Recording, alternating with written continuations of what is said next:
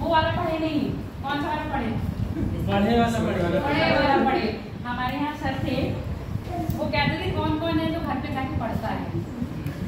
बोले पढ़ते तो सब हैं, पर एक होता है कॉपी किताबों के साथ पढ़ना, एक होता है कॉपी किताबों के बिना पढ़ना। मैडम दोनों पढ़ते हैं।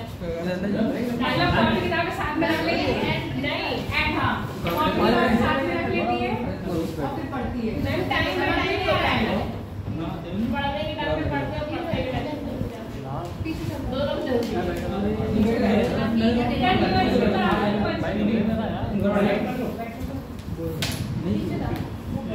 हम बता रहे हैं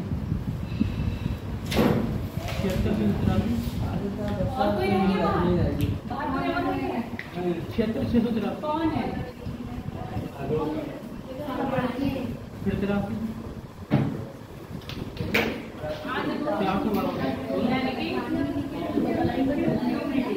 क्या है ये? ठीक बताओ। आर्द्रता क्या है? बेटा क्यों नहीं होना आप ऐसे मत बनाओ, जब आएगा ना तब मैं बता दूंगी, अभी मत बनाओ। बताओ आर्द्रता ह्यूमिडिटी क्या है? नमी होना किसमें? बादलों में नमी होती है क्या? नहीं मौसम में नमी होती है। ये नमी कौन देता है अपने अंदर? तुम्हारी बॉडी में नमी है क्या? पता नहीं क्यों? चरण की बॉडी में नमी नहीं है। बॉडी में नमी नहीं होती है क्या? ये बताओ। बायोलॉजी वालों को बताओ, हम मैथ वाले हैं। ये बायोलॉजी का मैथ की तो बात है ही नहीं। देखो एक मिनट सुनो, मेरी बात सुनो चरण, बात सुनो, पढ़ी नहीं ना एक मिनट बात सुनो चरण। तुम मैथ कह देते हो, स्पेशली मैथ एकदम तो आई नहीं होगी, सेपरेट कब हुई होगी? 11th में हुई होगी तुम्हारी। मैं भी साइड की हूं, है ना? ऐसे चलता है ना, मतलब पढ़ाई नहीं है। अच्छा मैं क्या पूछ रहा सर? आप सारी एलिमेंट बताया, उसके बाद पूछ लीजिए। यूपीएससी में हो, अब मैथ और अरे आप सरिया सीमेंट की रेट जानता हूँ, अभी नहीं जानता। रेट नहीं, ग्रेड। थोड़े दिनों में आप सरिया सीमेंट के रेट पूछेंगे, ग्रेड पूछेंगे तो कहेंगे मैं ये भी नहीं जानता हूँ। चलो आओ ये बताओ। अच्छा तुम सरिया सीमेंट में बनाते हो तो उसमें नमी यूज करते हो कि नहीं यूज करते हो? क्या करते हो? नमी में डालते हो, वाटर पड़ता है, फिर दही में लगाते हो, क्यों लगाते हो दही?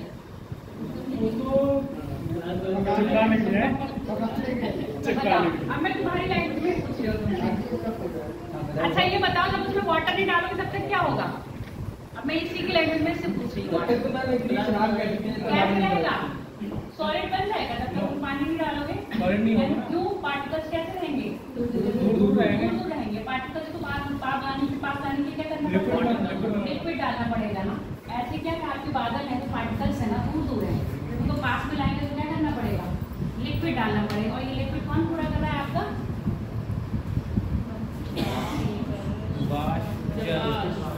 जल वाष्प। ठीक है। वायुमंडल में जल वाष्प की जितनी भी मात्रा होती है उसको हम क्या कहते हैं? और जनरली कितनी पाई जाती है? 0 से 4% तक। कितनी बात क्लियर होगी? वायुमंडल में कोई भी, अभी मैंने क्या कहा, आप लोगों में नमी है कि नहीं है ये बताओ। है? पेड़ पौधों में नमी है कि नहीं है? आप में नमी है, ये आपको कैसे पता चलता है? हाँ गर्मी में पसीना आता है तो आपको पता चलता है। जब टेम्परेचर बढ़ता है तो आपकी क्या है?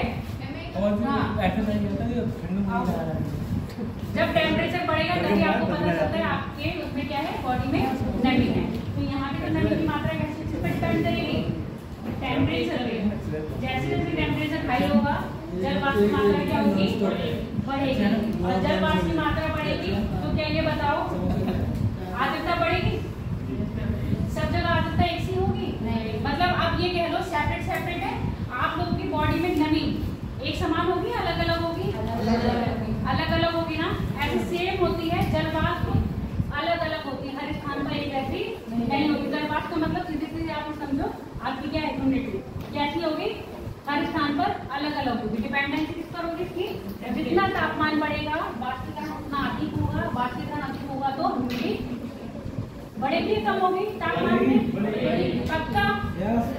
चलो अभी तो यहीं पर यस रखो, जो यस कह रहा है आगे पॉइंट बढ़ेंगे ना तो वैसे वैसे सब चीजें क्लियर होती जाएंगी।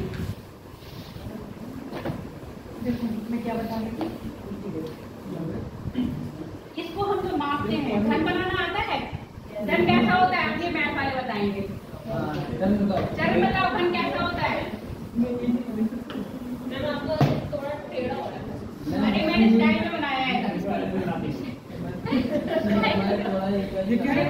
सही बना तो क्या, मेरा घन स्टाइल में बना था,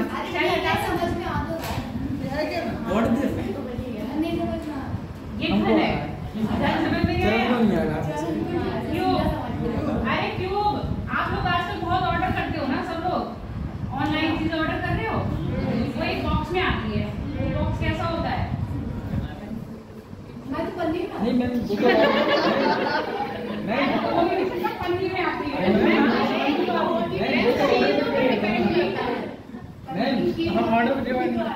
ऑर्डर पे डिपेंड करता है, हमने मंगाया क्या, कपड़ा मंगाया तो वो बॉक्स में बना रखे। चलो ठीक है, अब ऐसी चीज मंगवाना तो आपको बॉक्स में आती हो, ठीक है। अब ऐसी क्यूब क्या होगा, ये क्या होगा, क्यूब की हाइट होगी ना, ये क्या होगी चौड़ाई और ये लंबाई, ये सब क्या है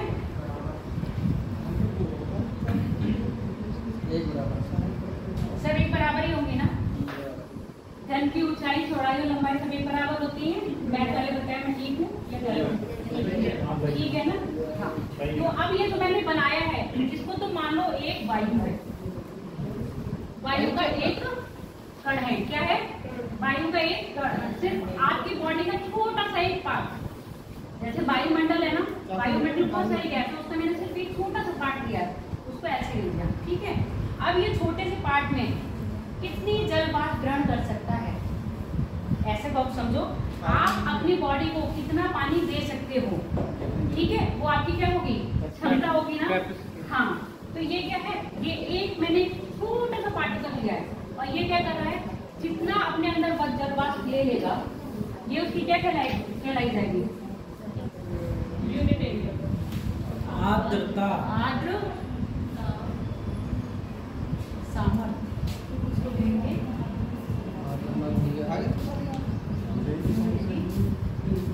अच्छा ऐसी समझ में आ गया या नहीं, ये चीज समझ में आई, ये बात क्लियर, देखो आप ये चीजें आज क्लियर होंगी तभी आज क्या समझ में आएगा, आर्द्रता, तभी आज समझ में आएंगे बादल, तभी आज समझ में आएगी वर्षा। अगर ये चीजें समझ में नहीं आए, वर्षा समझ में तुम्हें वर्षा बादल भी नहीं, अच्छा ये बताओ तुम कितने तरह के बादल जानते हो, मैं समझ गया बादल है, मैम एक होते हैं जो थोड़ी ऊंचाई पे पाए जाते हैं, बारिश वाले इससे ऊपर पाए जाते हैं, उससे ऊपर पड़ जाते हैं, नाम पता है, थोड़े बहुत पता है। ठीक है अच्छी बात है, ये चीज समझ में आ गई सबको, एक सुन में बोलो हाँ, तब मैं आगे बढ़ूंगी नहीं तो नहीं बढ़ूंगी। मैम काले बादल होते हैं, सफेद बादल होते हैं, काले सफेद नीले छोड़ो, नीले आगे ये बात समझ में आ गया, आपकी कितनी कैपेसिटी है, यानी कि वायु के एक कण में जितनी वो वाष्पीकरण को क्या करेगा, अवशोषित करेगा, और अवशोषित कर लेगा तो उसकी क्या हो जाएगी, ये कैपेसिटी हो जाएगी। अब ये कैपेसिटी जिसकी हो गई उसके बराबर अगर वो क्या कर रहा है, जल वाष्प ग्रहण कर रहा है,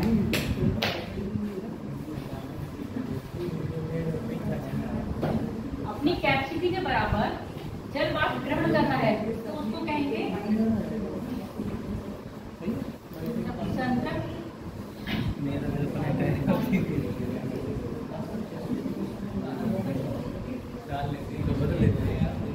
सैचुरेटेड एयर।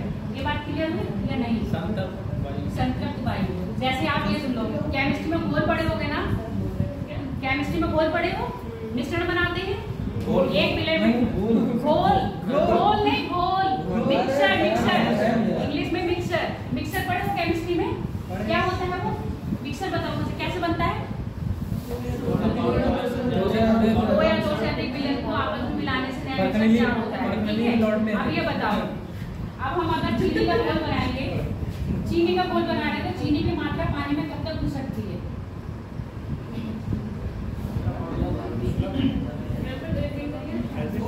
शरबत बनाते हो आप लोग, चलो पानी ठीक के है। पानी अब मेरे पास जनरल बात है, शरबत बना रहे हो आप लोग, उसमें क्या डालोगे? पानी चाहिए होगा और चीनी चाहिए, दो मिश्रण अलग अलग प्रवृत्ति के हैं, ठीक है? अब आपको पानी में क्या डाली?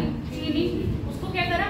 घोला, फिर और चीनी डाली, फिर उसको और घोला, फिर और चीनी डाली, उसको और घोला। जितनी चीनी डालते जाओगे सब घुलती रहेगी क्या? नहीं, क्यों? मैम जितना पानी है जो सिर्फ अधिक हो जाएगी, क्या चीनी नहीं घुलेगी। हाँ, तो वही वाली बात है ना। अब ये क्या हुआ? वही क्या हुआ? वही तो संतृप्त कहा गया, क्या हो गया? वो सैचुरेटेड विलयन बन गया आपका, सॉल्यूशन होता है ना, सैचुरेटेड हो गया। अब उसकी जितनी मात्रा डालोगे अब उसमें उसका फर्क नहीं पड़ेगा। यही बात कह रही है, जितनी इसकी कैपेसिटी है, अगर ये उतना ही जलवाष्प ग्रहण कर रही है तो क्या कहेंगे इसको? संतृप्त वायु। अब इसके बाद वो और जलवाष्प अगर उसे मिलेगी भी तो उसको ऑब्जर्व नहीं करेगी, ठीक है? समझ में आ गया? उसको ऑब्जर्व नहीं करेगी तो उसको क्या कहेंगे हम? Saturated air. क्लियर हो गई इतनी बात या नहीं? अब ये जो पॉइंट बोले हैं पहले अपनी कॉपी पे लिख लो, फिर आगे बढ़ेंगे।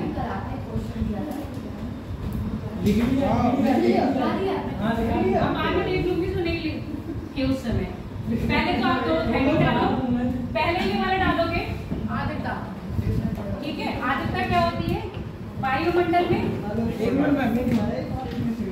पहले हेडिंग डालो आर्द्रता, वायुमंडल में उपस्थित कुंतल है, लिख दो।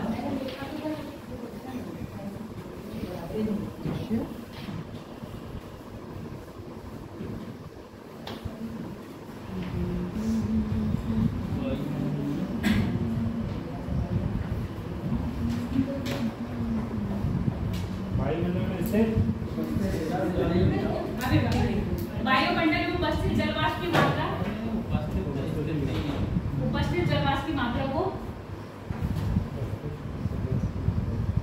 आर्द्रता कहते हैं, ठीक है? आर्द्रता कहते हैं।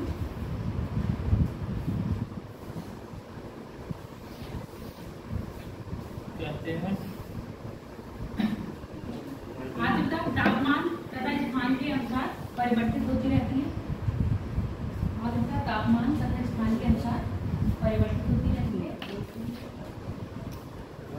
वायु तापमान तथा स्थान के अनुसार परिवर्तित होती रहती है।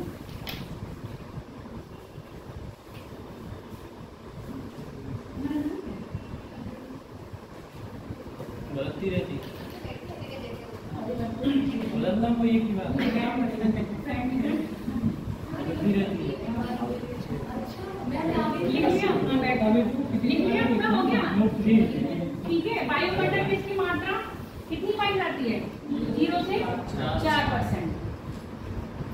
एक तो लिया वो फिर वैसे ही बना लिया तो अच्छी बात है, नहीं बनानी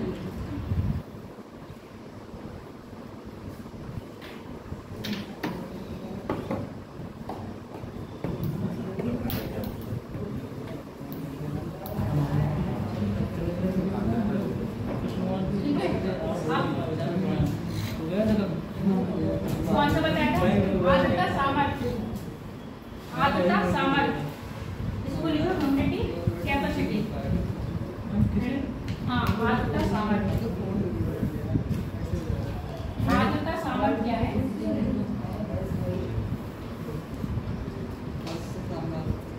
अच्छा, आर्द्रता को मापने कैसे? कौन क्या बताया था? ग्राम प्रति घन मीटर में, ग्राम प्रति घन मीटर, इसको मापते हैं आर्द्रता का। किससे मापते हैं? ग्राम प्रति घन मीटर, तभी तो घन बना के दिखाया।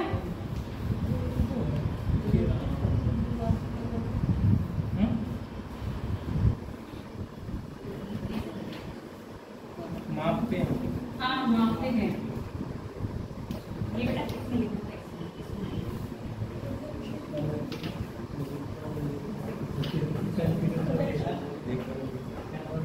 शीट शीट से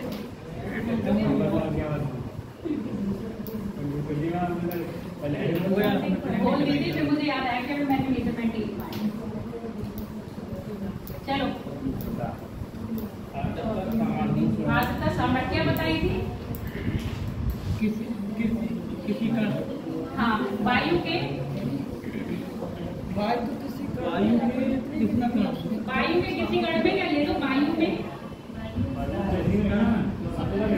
चलो लिखो वायु के किसी ऐसे लिख लो, वायु के किसी कण या वायु के प्रत्येक कण।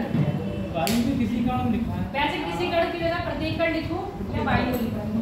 अरे मैम प्रत्येक चलो कण तुम अपनी जो लैंग्वेज तुम्हें सुटेबल लग रही है पहले वो लिख लो, ठीक है। क्या बोला था मैंने, वायु के प्रत्येक कण में, कण में, ठीक है, किसी तापमान पर, किसी तापमान पर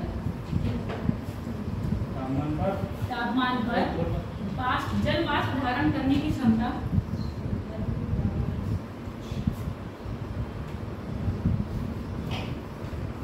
जल वाष्प धारण करने की क्षमता, क्षमता कैपेसिटी क्या कहलाती है, आद्र सामर्थ्य कहलाती है।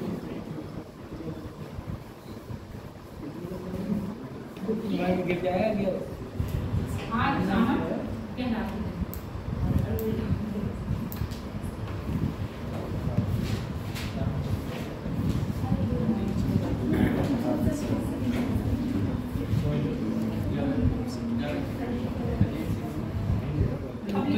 संतृप्त वायु इसके अंदर क्या लिखोगे, लिखोगे तो ये लिख लेना आद्र सामर्थ्य तापमान बढ़ने पर बढ़ती है ना, आद्र सामर्थ्य तापमान बढ़ने पर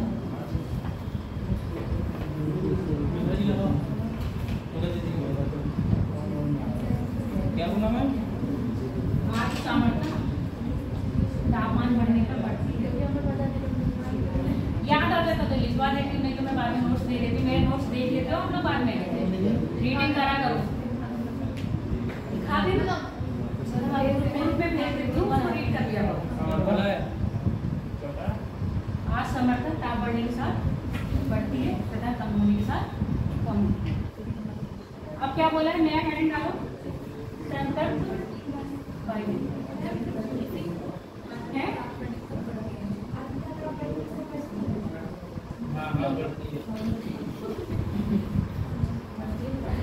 अभी बता देंगे, अभी इसका वो पड़ेगा क्योंकि आप वाष्पीकरण हो रहा है। चलो आगे लिखो, संतृप्त वायु सैचुरेटेड एयर, ये क्या है?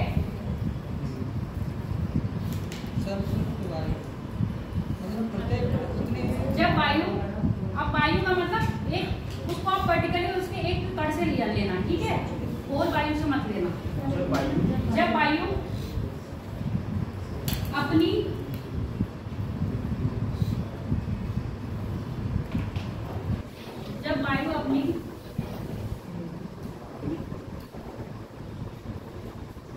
आद्र सामर्थ्य के बराबर, जब वायु अपनी आद्र सामर्थ्य के बराबर जल वाष्प ग्रहण करती है,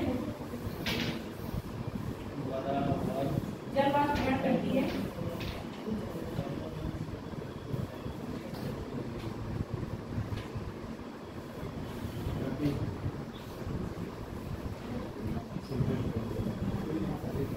तो उसे संतृप्त वायु कहते हैं, तो उसे संतृप्त वायु कहते हैं।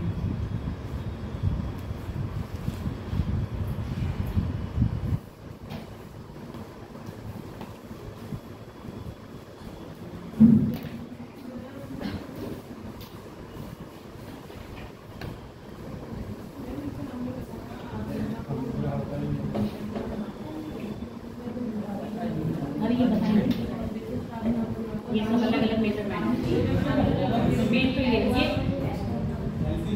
ये तो अब मेरी बात, ये तो जो बता पूछ रहे हो तुम, ये तो पता ह्यूमिडिटी जो आपके वायुगण बनाते हैं उसकी है, ये सापेक्ष आर्द्रता बादल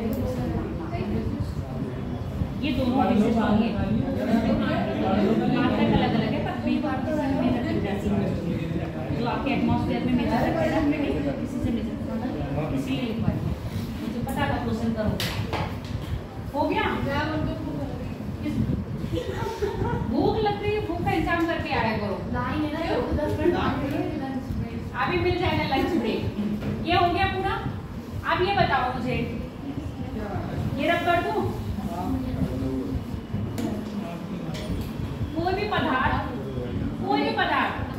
कितनी अवस्था होती है? कौन कौन सी है? ये हम नॉर्मली पढ़ रहे हैं, जो हमारे काम की है 4वीं और 5वीं अवस्था पर हम नहीं पहुंचाएंगे, ठीक है? बेटा शांत हो जाओ। कौन कौन सी अवस्था होती है किसी भी पदार्थ की? बताओ साइंस वाले। सॉलिड, लिक्विड, गैस, है ना?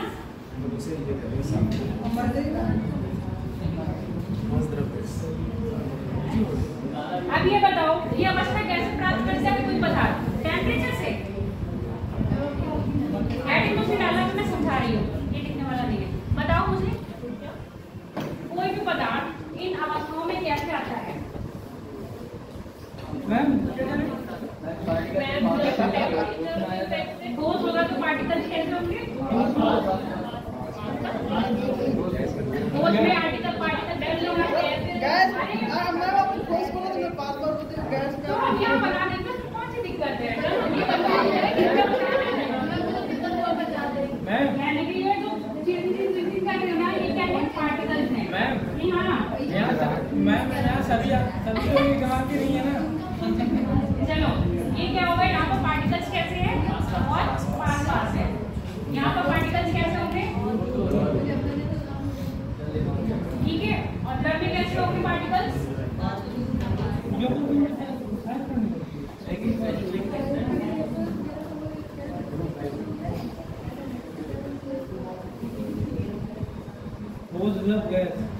ठीक है, ये बनाना नहीं है, समझ लो। 3 अवस्था है। अब बताओ, मेरे को ये पदार्थ को गैस अवस्था में लाना होगा तो क्या करना पड़ेगा? टेम्परेचर को बढ़ाना पड़ेगा, कम करना पड़ेगा? हाँ, बढ़ाना पड़ेगा। अब मुझे गैस अवस्था से द्रव अवस्था में लाना है तो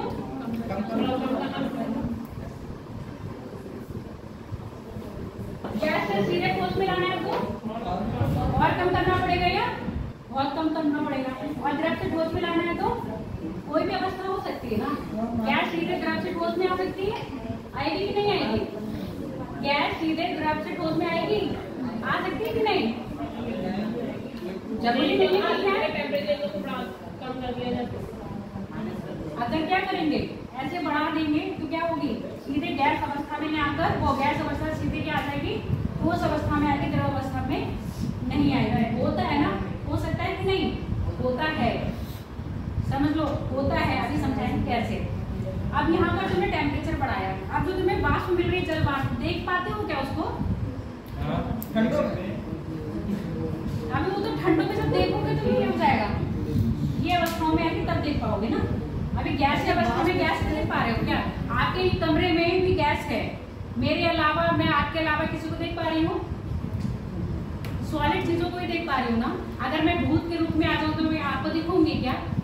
एक तरह से अगर मेरे बॉडी के पार्ट्स अलग अलग हो जाए, अलग गैस के फॉर्म में आ जाए तो मैं दिखूंगी? नहीं दिखूंगी। ऐसे क्या, जैसे मिस्टर इंडिया है ना, दिखता है क्या? नहीं दिखता। अब आपको गैस क्या है? मिस्टर इंडिया दिख रही है क्या? गैस मिस्टर इंडिया दिख रही है, पर इस कमरे में गैस है। बोलो, है कि नहीं है? इस कमरे में गैस है? कौन कौन कह रहा है और कौन कौन कह रहा है नहीं है? अच्छा, अगर तुम्हारे पास खाली गिलास है तो वो आधा खाली है, आधा भरा है या पूरा भरा है? ये बताओ। पूरा भरा है। मैंने कहा अगर आपके पास खाली गिलास आधा भरा है पानी से, तो वो आधा भरा है, पूरा भरा है या आधा खाली है? पूरा भरा है। पूरा कैसे भरा है? आधा गैस से, आधा जल से भरा हुआ है।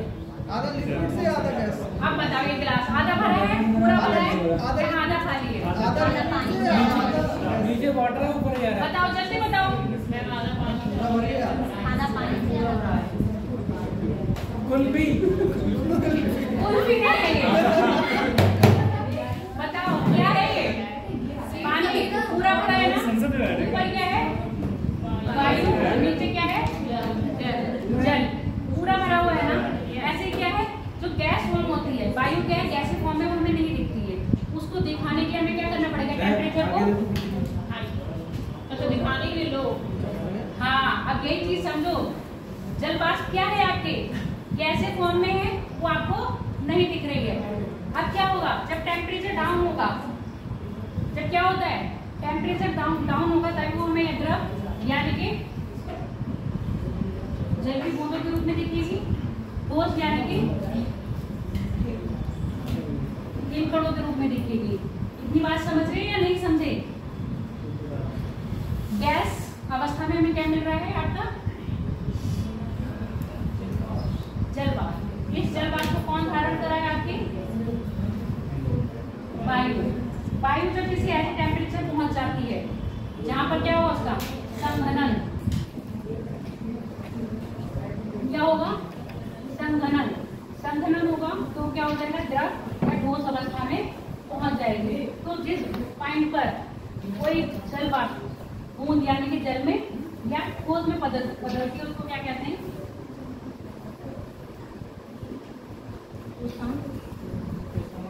बिंदु यानी कि क्लियर हो गया? अगर हम किसी पानी को ठोस में बदल देंगे तो हमें एक ऐसा टेम्परेचर चाहिए होगा। जल को ठोस में परिवर्तन करने के लिए क्या होता है 0 डिग्री पे बर्फ जमती है ना, ये हिमांक है ना, हिमांक बिंदु 0 डिग्री पर क्या होगा आपका बर्फ, और 100 डिग्री पर क्या हो जाएगा पानी खोल के क्या बनेगा वाष्प बनेगा कि नहीं बनेगा? ठीक है, तो सेम अलग अलग पॉइंट है, तो इसके लिए भी क्या है जल वाष्प के लिए भी अलग अलग पॉइंट है जहां पर ये अपनी ये वाली अवस्थाएं प्राप्त करेंगी, उसको हम क्या कह देंगे ओसान बिंदु। क्लियर हो गया या नहीं? जल वाष्प को आप द्रव के रूप में देख रहे हो, पानी की बूंदों के रूप में, ठीक है, ठोस के रूप में देख रहे हो आप हिम के रूप में। क्लियर बात होगी या नहीं? अगर बात करें जल वाष्प को आप पृथ्वी पे कैसे देख रहे हो, गैस के रूप में तो आपको नहीं दिखाई दे रही है, जल वाष्प अभी भी है वातावरण में, आपके रूम में भी है नमी, तो आप फिर यहाँ पर जैसे ऐसे समझो सर्दियों में क्या होता है जल वाष्प होती है ना, आप कमरा क्या कर देते हो बंद है, फिर थोड़ी चीजों पे क्या देखते हो ओस की बूंदें आ जाती हैं, आती ही नहीं आती हैं, तो ये भी क्या है जल वाष्प का कैसा रूप हो गया द्रवित रूप हो गया। तो यहाँ पर जल वाष्प का द्रवित रूप क्या बनेगा जब ये इस पॉइंट पर पहुंचेंगी, इसलिए मैंने इसको एग्जांपल क्या दिया आपका पानी का। पानी का एग्जांपल मोस्टली सबको पता होता है, 0 डिग्री पे पानी क्या होता है बर्फ बनता है, और 100 डिग्री सेल्सियस का तापमान होने के बाद वो क्या बनने लगता है उबल के गैस फॉर्म में आ जाता है। क्लियर? तो आपके जो जल वाष्प है वो कैसे गैस फॉर्म में है। अब जब विंटर्स में आप देखोगे तब आप उसको द्रव फॉर्म में देखते हो, ओस के रूप में देखते हो कि नहीं, और फिर आप पाला गिरता है या फिर आपके ओले गिरते हैं उसमें कैसा दिखता है आपको जल वाष्प ठोस के रूप में दिखती है। अब ठोस कब बनेगा जब ये ओसान पॉइंट फ्रीजिंग पॉइंट से क्या हो जाएगा नीचे हो जाएगा। फ्रीजिंग पॉइंट कितना है बताओ 0 डिग्री सेल्सियस है ना, 0 डिग्री सेल्सियस होता है ना। अब ये ओसान पॉइंट आपका ड्यू पॉइंट है, जबकि किससे नीचे हो जाएगा इससे नीचे हो जाएगा, तब आपका क्या बनेंगे हिम बनेंगे। और जब ये ड्यू पॉइंट किससे ऊपर रहेगा फ्रीजिंग पॉइंट से ऊपर रहेगा तो वो आपके बनेंगे जल वाष्प, यानी कि वो आपको मिलेगा ओस के रूप में या कोहरे के रूप में। क्लियर हो गई बात है नहीं? बताओ मुझे सबको क्लियर है, नहीं हुआ तो फिर से क्लियर करो। ग्राफ से नहीं समझ सकते, कौन सा ग्राफ बना के नहीं समझ सकते कि मतलब जैसे जो व्यू पॉइंट है उसके ऊपर ये चीज हो उसके नीचे बता दूंगी वो भी वैसे समझा दूंगी, बातें कर ली। इतनी बात क्लियर हुई कि नहीं? जो मैंने स्टोरी होगी सबको, पीछे आपको नहीं हुई ना? होगी? अरे आपको हुई।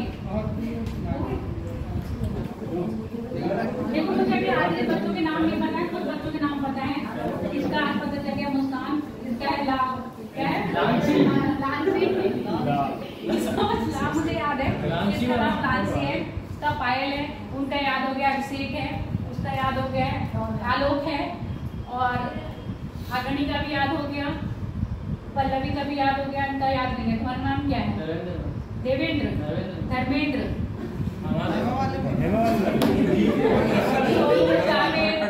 चरण और तेज, कुछ के नाम याद हो गया मुझे, ये लोग रेगुलर थे।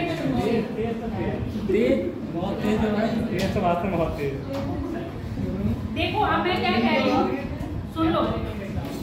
आज तुम्हारी कैसे कराएंगे? फ्रीजिंग ऐप बनाती मैं स्टैक वाला क्या ऐप नहीं लग रहा है आपको? फ्रीजिंग बन रहा है। ऐप नहीं लग रहा है? ऐप का ऐसे नहीं है। अब लग रहा है? तुझे मिटा दे। हाँ सही है। अरे अब लग रहा है? Freezing point zero degree centigrade है। इस पर क्या बनेगा? कोई भी गैस यानी कि हम गैस भी ले नहीं सकते है, क्या होगा? बात क्या कितनी कन्वर्ट हो जाएगी आपकी? बर्फ में ना स्नो बन जाएगी। इस पॉइंट से ऊपर होगा कोई भी टेम्परेचर, इस पॉइंट से ऊपर होगा तो क्या हो जाएगा? जल अवस्था मिलेगी। लिक्विड फॉर्म में तो मिलेगा, ठीक है। और लिक्विड फॉर्म के बाद एक आपने 100% सुना है, 100 डिग्री इस पर क्या हो जाएगी? जल क्या हो जाएगा? आपकी गैस अवस्था में परिवर्तित हो जाएगा। अब यही तो ये बात कह रहे हैं। मैंने कौन सा बताया आपको? ड्यू पॉइंट बताया।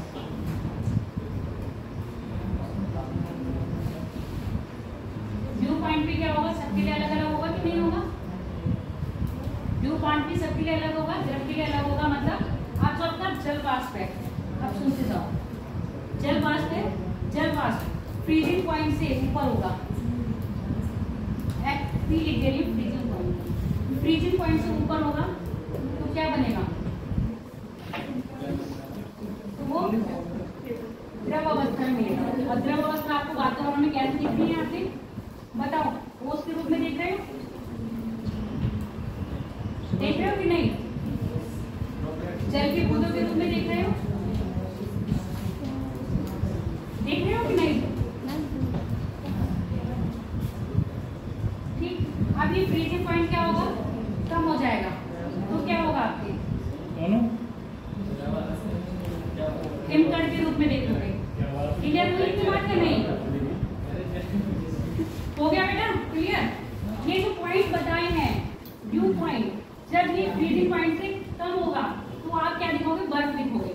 वाष्प को कैसे देखोगे? जल वाष्प को बर्फ के रूप में देखोगे। अब जब ये फ्रीजिंग पॉइंट क्या होगा? फ्रीजिंग पॉइंट से ऊपर होगा आपका कौन सा? Due point. तब कैसे देखोगे? ओस के रूप में देखोगे। क्लियर हो गया? चलो इतनी बात लिख लो। लिख ली? क्या लिखिए? जिस न्यूनतम पॉइंट पर यानी कि जिस न्यूनतम तापमान पर, हाँ जिस न्यूनतम तापमान पर कोई संतृप्त वायु, और ऐसे लिखो, कोई वायु संतृप्त हो जाती है, कोई वायु संतृप्त हो जाती है तो उसे क्या कहते हैं? ओसान पॉइंट। ओसान पॉइंट मतलब ड्यू पॉइंट। ओसान बिंदु कहते हैं। हाँ ओसान बिंदु कहते हैं। संतृप्त हो जाती है ओसान बिंदु गलत। हाँ जिस तापमान पर कोई गैस संतृप्त हो जाती है ड्यू पॉइंट। जिस मिनिमम टेम्परेचर पर, हाँ मिनिमम टेम्परेचर पर हिंदी में ओसान है, इंग्लिश में ड्यू पॉइंट है। आप देख लो, जो आपकी आर्द्रता होती है वो 3 तरह की होती है। 3 तरह के नाम पहले लिख लो। निरपेक्ष, अक्षाणु, आर्द्रता के प्रकार। हाँ हेडिंग डालो, आर्द्रता के प्रकार।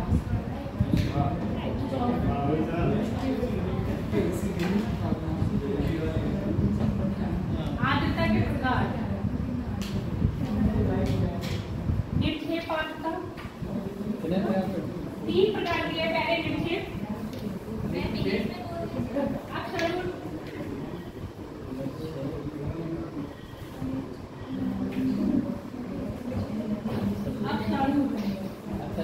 हाँ फिर दूसरी क्या है? विशिष्ट, स्पेसिफिक, और तीसरी है सापेक्ष, रिलेटिव। हिंदी बता दीजिए। पहले हिंदी में लिख लो। निरपेक्ष, निरपेक्ष आर्द्रता, विशिष्ट आर्द्रता, हाँ विशिष्ट आर्द्रता, फिर सापेक्ष आर्द्रता। सापेक्ष, सापेक्ष आप इन्हीं को इंग्लिश में लिख लो। आप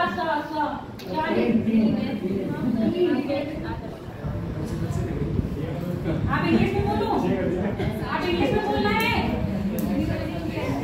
इंग्लिश में लिख लो। पहले जो बोली है उसको लिख लो, एब्सोल्यूट ह्यूमिडिटी, स्पेसिफिक ह्यूमिडिटी, और कौन सी है तीसरी?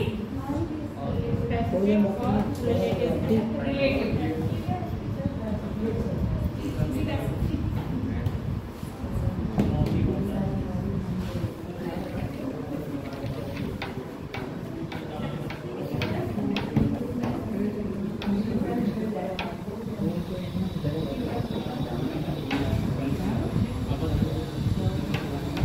अभी क्या बताया था?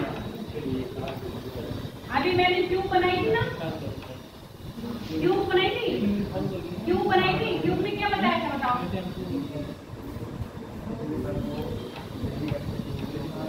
ये ब्लू वाला फिर मैंने ले लिया,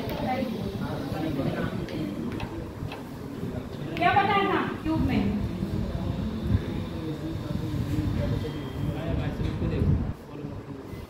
एक घन में जितनी क्या है जलवाष्प, मतलब वायु एक घन मीटर में जितनी जलवाष्प ग्रहण कर लेती है उसको उसकी क्या कहते हैं?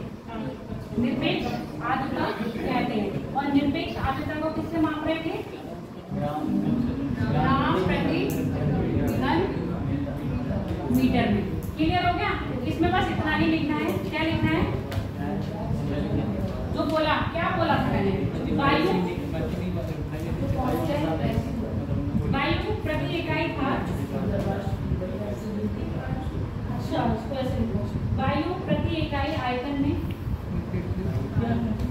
वायु प्रति इकाई आयतन में जितना जलवाष्प ग्रहण करती है,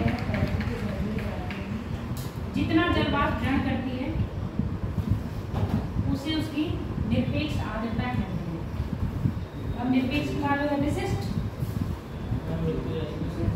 जितना जलवाष्प ग्रहण करती है उसे उसकी निरपेक्ष आर्द्रता कहती है।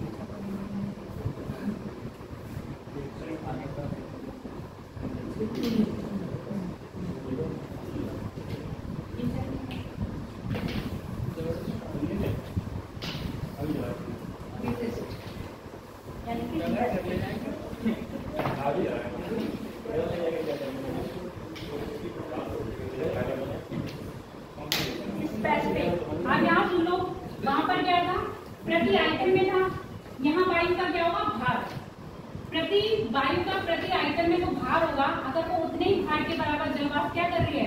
ग्रहण कर रही है, तो क्या कहलाएगी? उसकी विशिष्ट आर्द्रता। ये ऊपर की जो आर्द्रता पढ़ाई है, जो बताई है, वो क्या है? आगे जलवायु में, मतलब आगे वायुमंडल में कितनी आर्द्रता है उसको मेजर करने के लिए इसका इस्तेमाल किया जाता है। ऊपर की जितनी भी दो बताई। अब तीसरी कौन सी है आपकी? सापेक्ष। ये भारी क्या अभी लिखा नहीं? ये तो में बता रही हूँ। वायु के प्रति इकाई भार में,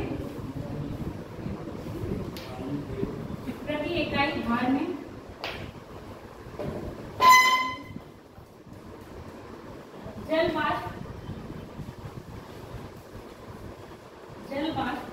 के भार के बराबर, जलवाष्प के भार के बराबर अवशोषण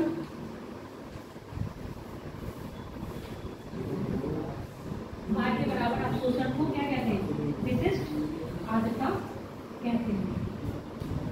अब सापेक्ष आर्द्रता यानी कि रिलेटिव ह्यूमिडिटी।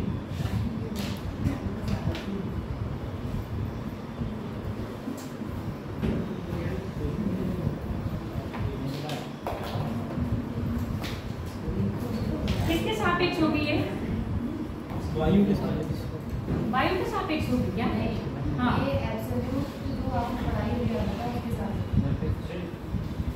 एब्सोल्यूट और जो कैपेसिटी है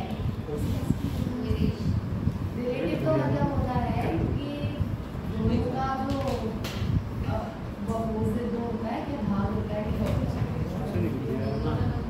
रेशियो। अब देखो मेरी बात, आपकी पढ़ाई करने की जो कैपेसिटी अपनी कैपेसिटी बता दो सब आज मुझे। पढ़ाई करने की कैपेसिटी कितनी है? देखो पहले भी कह रही 2 घंटे है, ये नहीं सोने की 2 घंटे। सोने की 10 से 12 घंटे। बात सुनो, 9 से 4 घंटे। आप दिन में पढ़ रहे हो 4 घंटे, ठीक है, और आपकी कैपेसिटी कितनी है?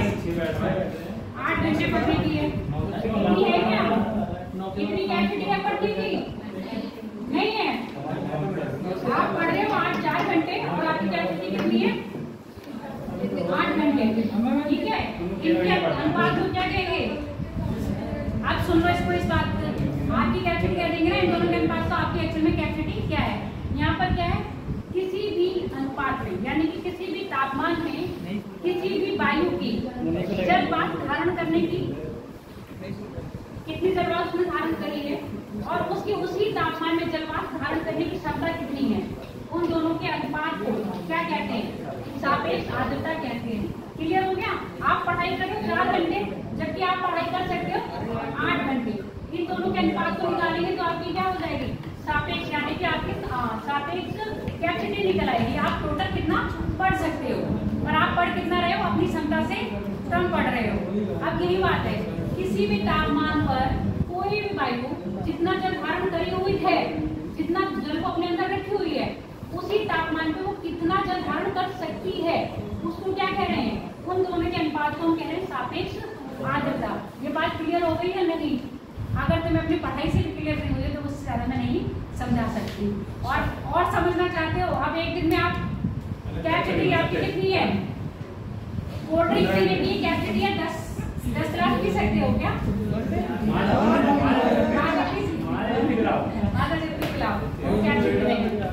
एक दिन में मान लो, एक दिन में आप कितनी पी रहे हो? एक दिन में आप 4 पी रहे हो, और आप पी सकते हो कितनी? 8 पी सकते हो। एक दिन में कितनी पी सकते हो? 8 पी सकते हो। तो इनके अनुपात को क्या निकालेंगे? आपके ड्रिंकिंग कैपेसिटी निकालेंगे, ठीक है। यही बात कही है। अब यहाँ पर ड्रिंक क्या कर रही है? यहाँ जो वायु के कण हैं वो किसको पी रहे हैं? जल वाष्प को पी रहे हैं। एक्चुअल वो कितना पिया है और कितना पी सकती है? कितने टेम्परेचर पर? मान लो टेम्परेचर क्या है? 10 है, ठीक है। 10 डिग्री टेम्परेचर पे कितनी पी है उसने जल वाष्प पी है? 40। हालांकि 40 तो बहुत इसको ऐसे मानो, सिर्फ मैं एग्जाम्पल दे रही हूँ। कितनी लिए? 40 है। वो एक्चुअल में कितनी ले सकती थी? 60 ले सकती थी ना। तो इसकी क्या हो जाएगी? सापेक्ष आर्द्रता हो जाएगी। इतनी बात क्लियर हो गई या नहीं? लिखवा दीजिए। लिखवा दो। समझ लिए हो कि नहीं, ये बता दो मुझे। समझ में आ जाएगा। समझ में आ जाएगा तो लिख दो। सापेक्ष आर्द्रता किसी भी तापमान पर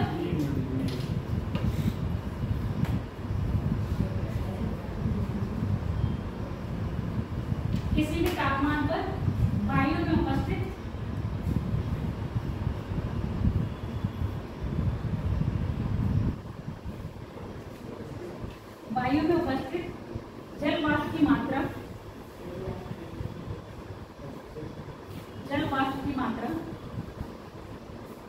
तथा उसी ताप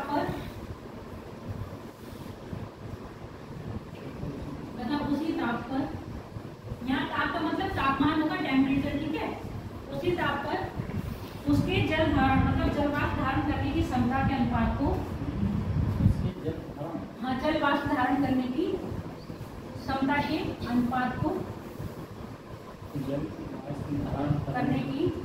अनुपात को सापेक्ष आर्द्रता कहते हैं।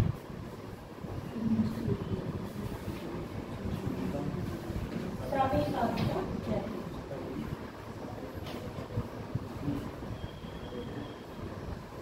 आर्द्रता निकालने का मान लिखो। आर्द्रता बराबर,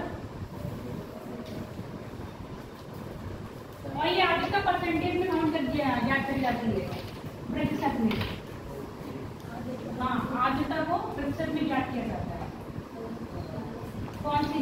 सापेक्ष आर्द्रता को प्रतिशत में। क्यों प्रतिशत में बताया नहीं? प्रतिशत में कैसे आएगी? मतलब हाँ, किसी के रिलेटिव दे रहे हैं ना। अब मैं आप लोगों में कंपेयर करूँ, 2 बच्चे हैं, नंबर 1 नंबर 2, या बच्चे की ले रही, आपकी सब्जेक्ट ले रही हूँ मैं, और दूसरा किसी बच्चे के मैथ में नंबर हो गए 80 ले रही हूँ, इससे कम लूंगी तो अच्छा नहीं लगेगा। यहाँ ले रही हूँ 60। अब यहाँ पर क्या होंगे, ये परसेंटेज बता रहे हैं दोनों सब्जेक्ट में बच्चों की क्या है उपलब्धि, कि वो मैथ में अच्छा है या वो साइंस में अच्छा है। बताओ किसमें अच्छा है, है ना? इसके सापेक्ष बता रहे हैं ना, दो सब्जेक्ट हैं तो किसके सापेक्ष बता रहे हैं। तो यहाँ पर सापेक्ष, किसी के सापेक्ष आर्द्रता बतानी है तो हम किस में बता रहे हैं, आपके परसेंटेज में। क्लियर हो गई बात या नहीं? एक सब्जेक्ट की दूसरे सब्जेक्ट से तुलना करने पर। हाँ, एक नहीं ऐसे चलो लिखो, इतनी क्लियर हो गई। अब यहाँ पर लिखो इसका फॉर्मूला। आर्द्रता बराबर किसी तापमान में उपस्थित जल वाष्प अपॉन आर्द्रता बराबर किसी तापमान में,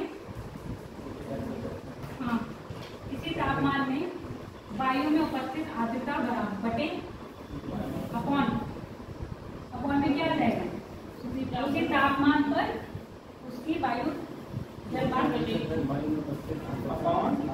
जो मैंने हिंदी में लिखवाई पूरी कोई, उसी को आप आधा ऊपर लिखेंगे आधा नीचे लिखेंगे, मल्टीप्लाई बाई 100 कर देंगे।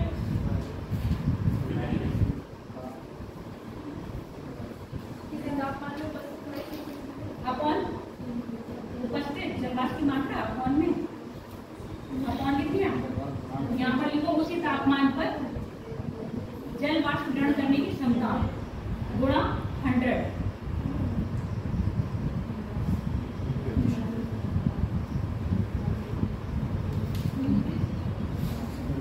अब ये आर्द्रता है ना, निर्भर करती है किस पर निर्भर करती होगी आर्द्रता, बताओ मुझे। तापमान पर। अब यहाँ पर वो मैंने कॉन्सेप्ट देख लो, सुन लो, मेरी बात समझ लो। मैंने क्या, टेम्परेचर बढ़ेगा तो आर्द्रता बढ़ेगी, ये बोला था। क्या ऐसा होगा? तभी मैंने कहा था मैं इस बात का कटाक्ष करूंगी। बोलो तो, बोला था। अब ये बताओ टेम्परेचर बढ़ने पे वाष्पीकरण क्या हो रहा है?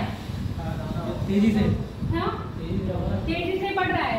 अब मैंने कहा वाष्पीकरण बढ़ रहा है तो इसका मतलब ये नहीं है कि आपकी क्या मौसम में आर्द्रता भी बढ़ेगी। तो वाष्पीकरण होगा तो बढ़ जाएगा नहीं। आप अपनी कैपेसिटी के अनुसार तो खाओगे। ज्यादा भी खा लेते हैं।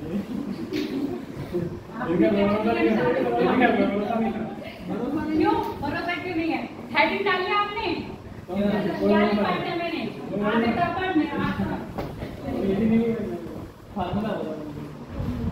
ये क्या बोला था मैं, सापेक्षित आर्द्रता पर निर्भर करने वाले कारण, मतलब सापेक्षित आर्द्रता जिस कारणों पर निर्भर करती है वो कारक लिख लो। हाँ कारक लिख लो। कौन से कारक है? ये कारक जिन पर क्या है सापेक्ष आर्द्रता निर्भर कर रही है। पहला लिख लो, जल वाष्प की मात्रा बढ़ने पर आर्द्रता बढ़ती है। जल वाष्प की मात्रा बढ़ने पर आर्द्रता बढ़ती है।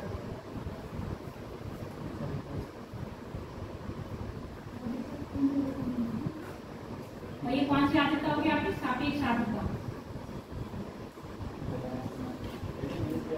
जल वाष्प की मात्रा बढ़ने पर सापेक्ष आर्द्रता बढ़ती है। इसको समझ रहे हो ना कैसे? जल वाष्प की मात्रा बढ़ने पर सापेक्ष आर्द्रता बढ़ेगी, कैसे समझ रहे हो या नहीं? नहीं समझे? ये मैंने क्या बनाया, एक वायु का कण बनाया, ठीक है। तापमान क्या हो रहा है? बढ़ रहा है। तापमान बढ़ रहा है तो क्या होगा? वाष्पीकरण भी बढ़ेगा। वाष्पीकरण बढ़ रहा है यानी कि नमी वायुमंडल में बढ़ रही है। अब वायुमंडल में वायु के कण होंगे, अभी इनमें क्या होगी? नमी। ऐसे समझ लो तो मैंने आधा ग्लास बनाया था, इसमें नमी की मात्रा क्या है? कम है। जब वायुमंडल में नमी बढ़ी तो ये क्या होगा? इसमें जाएंगी वायु का एक कण है, उसमें नमी कम थी, अब उसने क्या करी? नमी को फुल कर लिया। तो यहाँ पर जो वाष्पीकरण की वो मात्रा थी आर्द्रता की, वो बढ़ी या नहीं बढ़ी? बढ़ गई। समझ में आ गई? एक लिमिट ही तो होगी, वो अपनी लिमिट से बाहर तो नहीं लेगी, जितनी उसमें स्पेस है उतना तो भरेगी ना। तो अभी यहाँ पर कम थी, अब उसने क्या किया? अपने आप को फुल कर लिया। इतनी बात समझ में आ गई? वाष्पीकरण के साथ साथ मतलब टेम्परेचर बढ़ेगा, वैसे क्या होगा? वाष्पीकरण बढ़ेगा, और वाष्पीकरण के बढ़ने के साथ साथ क्या होगी? आर्द्रता बढ़ रही। तो मैंने यहाँ पर क्या लिखा था? अरे बात भी दो, वाष्पीकरण बढ़ने साथ क्या हो गया आपकी सापेक्षिक आर्द्रता बढ़ेगी। अब लिख लो वायु का टेम्परेचर, हाँ वायु का टेम्परेचर बढ़ने पर सापेक्षिक आर्द्रता कम होगी। जैसे आप बताइए, इसको हम सवाल से लगाएंगे आपसे। जब इसमें तो आपने बोला ना टेम्परेचर बढ़ेगा तो वाष्पीकरण बढ़ेगा तो उससे आर्द्रता भी बढ़ेगी। वही तो लगा टेम्परेचर से बढ़ने से आर्द्रता बढ़ गई। ठीक, अब मैंने क्या कहा, वायु वायु का ताप का तापमान बढ़ने पर आर्द्रता कम होगी। और ये कौन सी आर्द्रता होगी? सापेक्षिक आर्द्रता। कम होगी। हाँ, सापेक्षिक आर्द्रता की लिखते जाना। वायु का तापमान बढ़ने पर सापेक्षिक आर्द्रता कम होगी और वायु का तापमान कम होने पर सापेक्षिक आर्द्रता बढ़ेगी। अब ऐसे समझो इसको।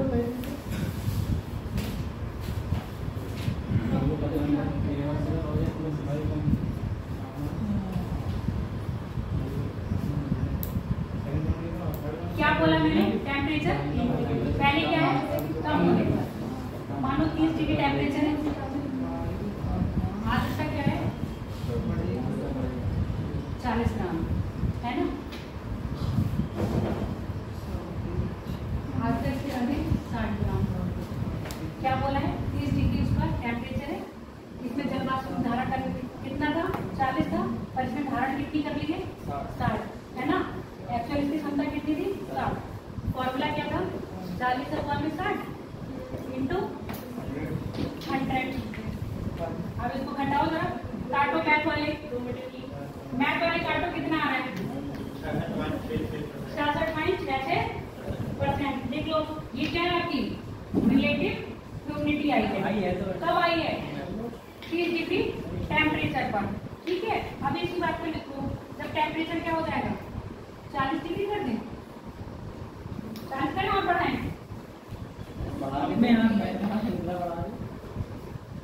चलो 40 डिग्री टेम्परेचर पर, अब मैंने क्या बताया? टेम्परेचर बढ़ा, टेम्परेचर बढ़ा तो वाष्पीकरण भी क्या हो गया? बढ़ेगा। वाष्पीकरण बढ़ेगा तो इसमें जल धारण करने की क्षमता क्या है? अभी हम मान रहे इतनी है ना, इतनी है। अब टेम्परेचर बढ़ाने पर इसने क्या कर लिया? 80 कर ली, क्योंकि वाष्पीकरण हुआ तो जल धारण करने की क्षमता बढ़ी। अब इसने क्या है? पहले इतनी थी, अब इसने कर ली इतनी। अब इसको निकालो जरा, 40/80 इंटू 100 कितना आ रहा है? 50% आ रही है, और यहाँ पर आई थी 66.67%। अब बताओ आर्द्रता बढ़ी या कम हुई? टेम्परेचर बढ़ने पर, समझ में आ गया? टेम्परेचर बढ़ने पर आर्द्रता क्या हो गई है? कम हो गई है। और टेम्परेचर कम होने पर आर्द्रता क्या हो गई है? क्लियर हो गया? इससे ज्यादा सरल शब्दों में मैं नहीं समझा सकती थी आपको। ठीक है, अभी हमने 40 ग्राम लिखा, ये आर्द्रता ही लिखी है। ये वो है ना, अभी मैंने क्या बताया? आपकी कैपेसिटी कितनी है? इसने कितनी धारण करी है? 30 डिग्री पर इसने 40 धारण करी है। आर्द्रता ही है। ठीक है, हाँ वाष्पीकरण है, आर्द्रता नहीं है। जितना वाष्प लिया है वायु ने, कितनी वाष्प ली? 40 ले रखी थी, कितनी ले सकती थी? 60 ले सकती थी 30 डिग्री पर ही। अब मैंने टेम्परेचर क्या कर दिया? अप कर दिया। 40 डिग्री पर उसने कितनी ले रखी है? 40। और ले कितनी सकती है? 80। अब इसको डिवाइड करो, कितनी आ गई? 50। तो टेम्परेचर बढ़ने पर सापेक्ष आर्द्रता क्या हो रही है? कम हो रही है, जबकि टेम्परेचर कम होने पर सापेक्ष आर्द्रता क्या हो रही है? बढ़ रही है। इतनी बात क्लियर हो गई कि नहीं? ठीक है, सापेक्ष आर्द्रता हमेशा क्या रहेगी? 100% होगी। जब सापेक्ष आर्द्रता 100% होगी तभी आपके क्या बनेंगे? बादल। जब तक सापेक्ष आर्द्रता 100% नहीं होगी, बादल नहीं बनेंगे। कहने का मतलब है ये जो क्रियाएं बताएंगे, ठोस द्रव गैस, गैस की अवस्था से द्रव में या ठोस में परिवर्तन होने की अवस्था नहीं आएगी जब तक सापेक्ष आर्द्रता 100% नहीं होगी। ये क्वेश्चन जो सवाल ऐसे लिखा है वो लिख लो। कर लिया? ठीक है, चलो बहुत देर है। अगला लिख लो, तीसरा पॉइंट लिख लिया। संतृप्त वायु की सापेक्ष आर्द्रता, संतृप्त वायु की सापेक्ष आर्द्रता 100% रहेगी। हाँ, तीसरा पॉइंट लिखवा रहे संतृप्त वायु की सापेक्ष आर्द्रता हमेशा कितनी रहेगी? 100% रहेगी।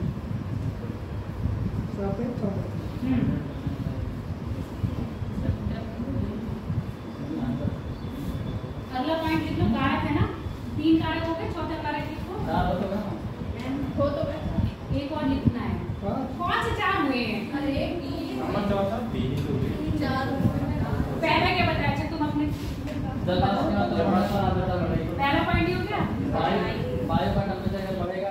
हाँ तो वो ये वाला पॉइंट इसी में टेम्परेचर में ही कवर हो गया ये, ठीक है। अब उसने आप सेपरेट लिख दिया, कोई दिक्कत नहीं है, ठीक है। और मर्ज करके लिखा है तभी कोई दिक्कत नहीं। चलो लिखो अगला, मतलब इसी में एक पॉइंट है, वायु तापमान, मतलब वायु का तापमान यदि कम हो रहा है, तापमान क्या हो रहा है? कम हो रहा है, पर जल वाष्प को बनाए, जल वाष्प को बढ़ाया नहीं है, बढ़ाए बिना भी क्या होगा? संतृप्त वायु बनाई जा सकती है। इसमें कौन सी काम करेगी? आज में लेटेंट एनर्जी। लेटेंट एनर्जी मतलब आपकी गुप्त ऊष्मा। अभी मैंने बात करी जल वाष्प को बढ़ाए बिना, क्या लिखा? बढ़ाए बिना भी वायु संतृप्त हो सकती है। इसी प्रकार संतृप्त वायु का ताप बढ़ा, इसी प्रकार संतृप्त वायु का तापमान बढ़ाने पर भी वह असंतृप्त हो सकती है।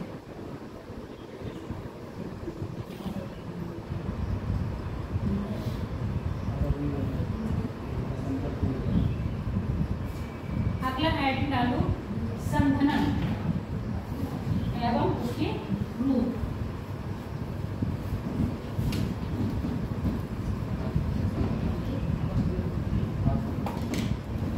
कंडेंसेशन एवं इट्स फॉर्म। कंडेंसेशन, संघनन एवं उसके रूप।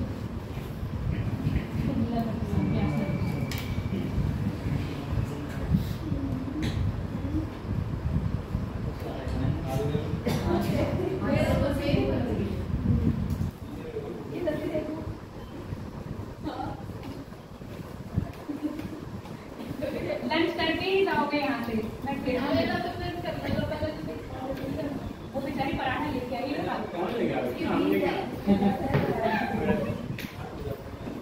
आज क्या है? मम्मी पाल।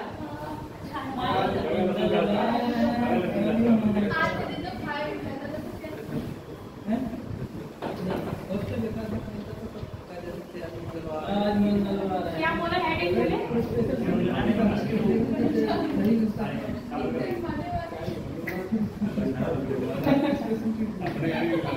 प्रकार बोला, रूप बोले?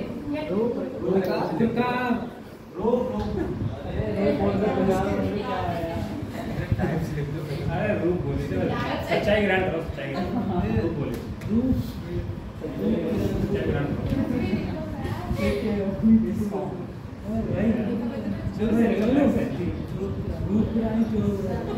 अब बताओ, मेरी बात सुन लो, अब मेरी बात सुन लो। यहाँ पर टेम्परेचर क्या होगा? बढ़ेगा।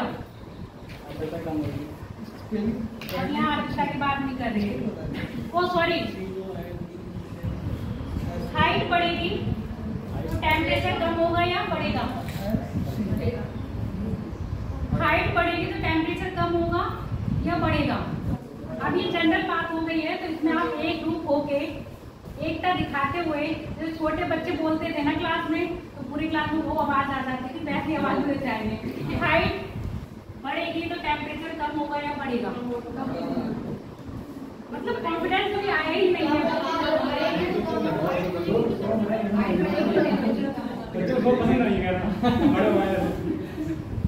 हाइट बढ़ेगी तो टेम्परेचर क्या होगा? कम होगा। अब यहाँ सुनते जाओ, ये कैसे हो?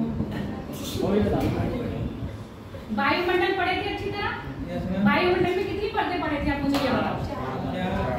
4 पढ़े थे, 5 पढ़े थे? 5 परतें कौन कौन सी थी, नाम बताओ। Very good. अभी सौमंडल में क्या क्या होता है? मौसमी मौसम से सौमंडल में क्या क्या होता है? सारी घटना होती है, जैसे बादल बनते हैं, बारिश होती है। बादल बनते हैं, बारिश होती है, और क्या बताया था आपके? वायुमंडल में क्या क्या पाया जा रहा है, ये मुझे बताओ। गैस क्या पाई जाती है? वायुमंडल में क्या क्या पाया जा रहा है ये बता दो मुझे। ओजोन पर वायुमंडल में क्या क्या पाया जा रहा है? गैस। किसको वायुमंडल किसको मिला के बन रहा है यही बता दो। अब तो मैंने अपना सब वो चेंज कर दिया। ये बताओ वायुमंडल में हमने पूछा क्या क्या होता है, आप नहीं बता पा रहे हो। किन किन चीजों को मिला के हम कह रहे हैं कि हमारा वायुमंडल है, ये बताओ। सही बोला है गैस। हम क्लास, अच्छा ये बताओ क्लासरूम की डेफिनेशन क्या होती है? किसी भी कमरे को हम क्लासरूम कह सकते हैं क्या? क्यों? एक चेयर, एक ब्लैकबोर्ड, व्हाइट बोर्ड, हाँ। टीचर और स्टूडेंट और अगर मैं इस रूम से ये सारी चीजें हटा दूं तो क्या ये क्लासरूम लगेगा? नहीं लगेगा ना। इसको क्लासरूम होने के लिए क्या चाहिए होगा? बोर्ड होना चाहिए, चेयर्स होनी चाहिए, टेबल होनी चाहिए और ये सब चीजें तो एसी में होना चाहिए, जो जरूरी है वो होना चाहिए ना। ऐसे में गैस की वायुमंडल की बात कर रहे हो ना, वायुमंडल में भी कुछ होगा ना।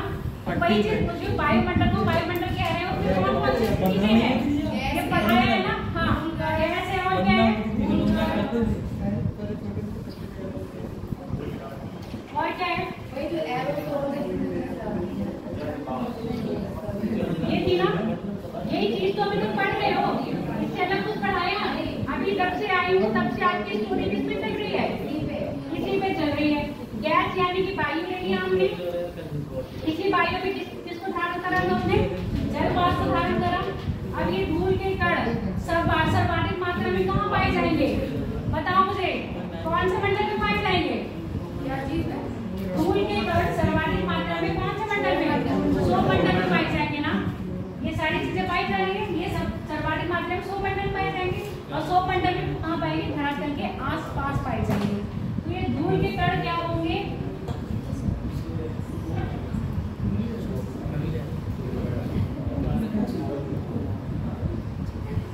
समझ में आ रहा है कि लिखा है? जो गैस है और धूल कण है वो सबसे ज्यादा इक्वेटर पे पाई जाएंगी या पोल्स पे पाई जाएंगी? पोल्स पे कम पाए जाते हैं, भूमध्य रेखा से ऊपर पाए जाएंगे 20 डिग्री के आसपास। बिल्कुल इक्वेटर के पास नहीं पाएंगे, 0 से 10 के बीच में नहीं पाए जाएंगे ज्यादा। जैसे जो पोल्स है, जो पोल्स मतलब सॉरी जो सौरमंडल है वो पोल्स पर थोड़ी सी 8 किलोमीटर तक है और जो बीच का उसका पार्ट है इक्वेटर का वो 18 तक है। तो उसका कोई रीजन? उसका रीजन पता है जिस समय पढ़ाया था? अच्छा, उसका रीजन ये है क्योंकि वहाँ पर टेम्परेचर क्या होता है? हाई होता है। टेम्परेचर हाई होता है तो जो आपकी वायु होती है वो गर्म होकर ऊपर जाती है। तो मैं वायु है तो गैस की करेंगे ना। हाँ, तो इस हिसाब से तो पोल्स पे गैस ज्यादा हो क्योंकि संकुचित हो जा रही है वहाँ पे। संकुचित हो जा रही है पर भारियों के नीचे भी तो बैठ रही है।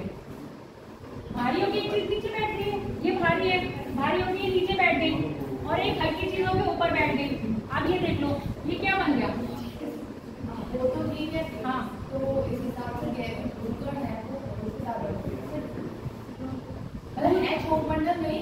जैसे यहाँ पोल्स मैं हमारी बात समझ रही हूँ। जब ये मैंने क्वेश्चन लिखते समय पूछा था, बताया भी था, यहाँ पर टेम्परेचर क्या है? इक्वेटर के पास नहीं मिलेंगे बिल्कुल हमको, इक्वेटर से उत्तर मिलेंगे यानी कि 10 डिग्री नॉर्थ और 10 डिग्री साउथ पे मिलेंगे और साउथ पे भी ज्यादा नहीं मिलेंगे क्योंकि वहाँ पर लैंड कम है। क्या है? ओशियन है। लैंड पर क्यों? वहाँ का टेम्परेचर कैसा होगा? शुष्क होगा ना। कैसा होगा? नमी नहीं होगी। जब नमी नहीं होगी तो यहाँ पर कण ज्यादा मिलेंगे, जहाँ पर नमी होगी वो क्या होंगे? आपस में पार्टिकल्स बैठ जाएंगे, मिल गए। अब यही तो चीज बताऊंगी, जब टेम्परेचर क्या होगा? कम होगा, कम होकर में नमी क्या होगी? ज्यादा करेंगे और उनके पार्टिकल्स होंगे आपस में जुड़ जाएंगे। जब वो आपस में जुड़ेंगे तो वो आपको स्नो के रूप में मिलेंगे। वहाँ क्लियर हो गई ये बात या नहीं? और यहाँ पर वो आपको स्नो के रूप में नहीं मिलते हैं क्योंकि यहाँ पर मौसम कैसा है? शुष्क है। जब शुष्क है तो उनके अंदर नमी नहीं है, नमी नहीं सोखते हैं तो वो आपस में पास में आते नहीं है, तो वो अपने क्या है? अपनी सोच को बदलते भी नहीं है। क्लियर हुई है बात? नहीं। अब यहाँ पे बात करें धूल कण। ये धूल कण क्या है? आर्द्रता ग्राही केंद्र। ऐसे कण जो क्या करेंगे? अपने आप में नमी अवशोषित करेंगे। नमी अवशोषित किससे कर रहे हैं? आपके जल वाष्प से कर रहे हैं। ठीक है, हम बात करते हैं संघनन की। अब मैंने बताया था टेम्परेचर किसी चीज का बढ़ाओगे तो वो क्या होगा? किसी भी पदार्थ को जितना भी हीट दोगे तो वो कौन से फॉर्म में कन्वर्ट करती जाएगी? वाष्प में बदल जाएगी ना। अब यहाँ पर हम टेम्परेचर को क्या करेंगे? गिराएंगे, तब भी वो क्या करेगी? अपने फॉर्म को चेंज करेगी। Yes ma'am. करेगी ना। तो कौन सी? आपको ठोस में मिल जाएगी ना।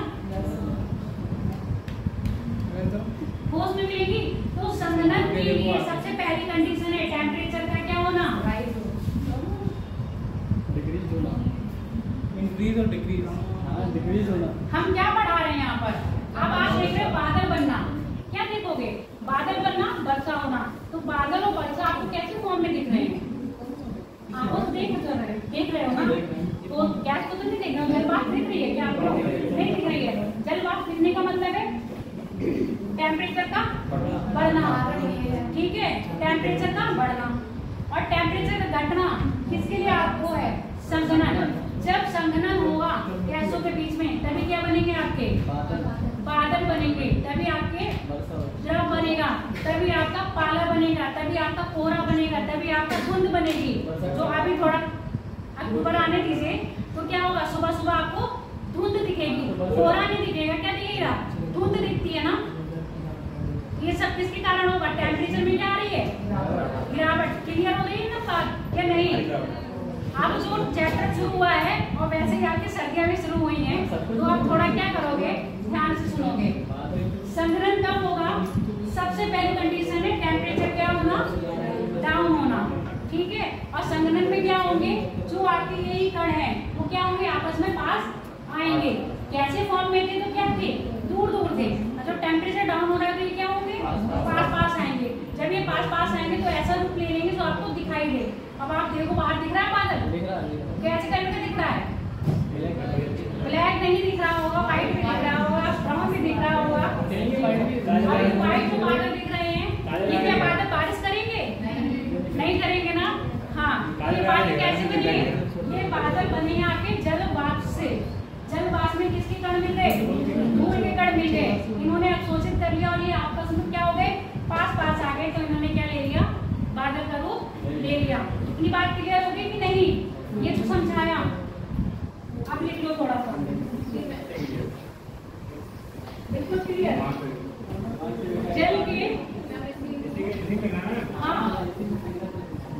जल के गैसीय अवस्था से द्रव या ठोस अवस्था में परिवर्तन को संघनन कहते हैं। जल की गैसीय अवस्था को द्रव या ठोस अवस्था में परिवर्तन होने को संघनन कहते हैं। संघनन कहते हैं।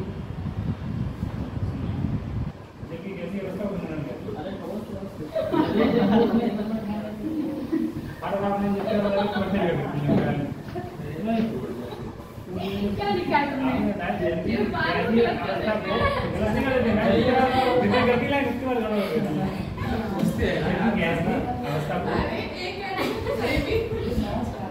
क्या करते हैं उसका?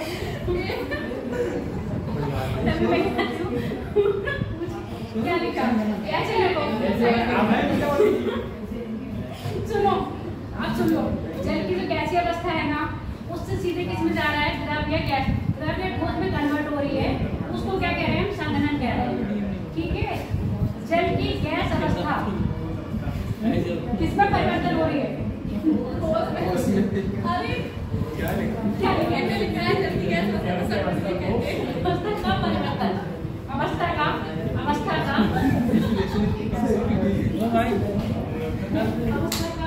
गैस या द्रव में परिवर्तन संघनन कहलाता है।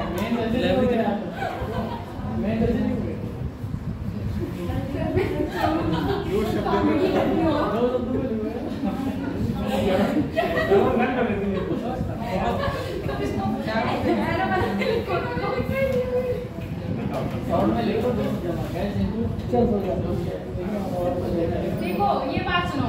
ये जल गैस अवस्था में है। इस गैस अवस्था को ठीक कैसे हो गया? ठोस या द्रव अवस्था में बदल रही है, तो इसको क्या कहेंगे? संघनन कहेंगे। क्लियर हो गया? संघनन दो बातों पर डिपेंड है, यानी कि दो चीजों पर निर्भर करता है। पहला टेम्परेचर में कमी,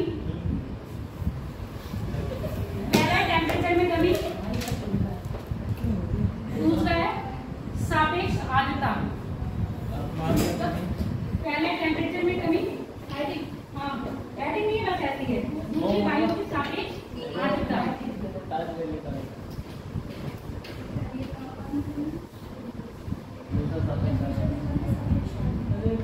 ये वही यही लाइन पूरी नहीं हुई अभी पहले लाइन हो गया बहुत मैंने काट दिया थोड़ा सा फिर आप मेरी बात सुन लो। ये तो पता चल गया संघनन किसको कह रहे हैं हम? जल की गैस अवस्था का द्रव या ठोस में बदलना संघनन। अब जिस पॉइंट पर ये क्या होता है, बदल रहा है, उसको क्या कह रहे हैं? Due point. ये तो पहले बता वही तो मैंने समझाया ड्यू पॉइंट क्या है। अगर वो चीज नहीं समझाते तो तुम्हें समझ में नहीं आता। वो पॉइंट क्या है? वो पॉइंट जिस पर क्या है गैस ठोस या द्रव में बदल रही है, उसको क्या कह रहे हैं? Due point. लिख लो, वह बिंदु जिस तापमान पर, और सबके लिए तापमान अलग अलग होगा। जैसे मैंने बताया बर्फ बनने के तापमान अलग है और गैस बनने के तापमान अलग है। जिस तापमान पर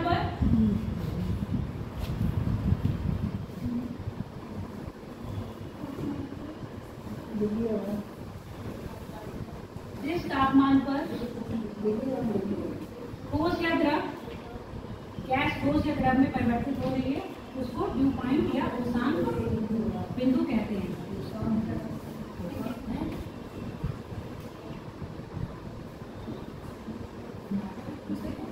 उष्मांक बिंदु कहते हैं।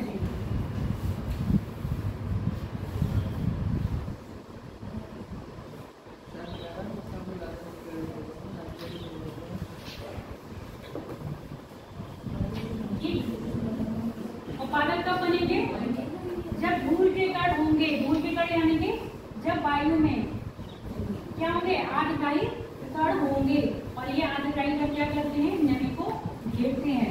और बादल कब बनेंगे? जब 100% क्या होगी? सापेक्ष आर्द्रता होगी। इतनी बात लिखी हुई है तो लिख लो। लिख लो तो मत लिखो, नहीं लिखे तो लिख लो।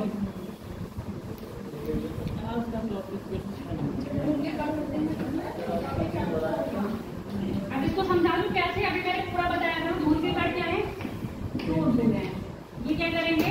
जो बाष्पीकरण है, वाष्प को क्या करेंगे? अवशोषित करते हैं। अवशोषित करने के बाद इसमें क्या होगा? आयन सुने हैं, निगेटिव और पॉजिटिव, तो ये क्या करेंगे? आपस में आके जुड़ जाएंगे। अभी दूर दूर थे, नमी ली, अभी इनमें क्या आ गए? आयन हो गए, प्लस और minus, positive negative, positive negative. ये करेंगे आपस में पास में आ जाएंगे। तो आपस में पास में आ जाएंगे तो ये कैसा रूप ले लेंगे? बादल का ले लेंगे। क्लियर हो गई बात? चित्र बनाना चाहो तो बना लो। अभी कॉपी करने का करो, आज मेरे को पढ़ाना है। अरे मैम तो ज्यादा इतना तो ये तो जो स्टेप रहा वो तो पढ़ाऊंगी। हाँ चलो लिखो। ये डायग्राम बना बस समझना। अगर जैसे समझ में आ गया तो मत बनाओ, नहीं समझ में आया तो बना लो।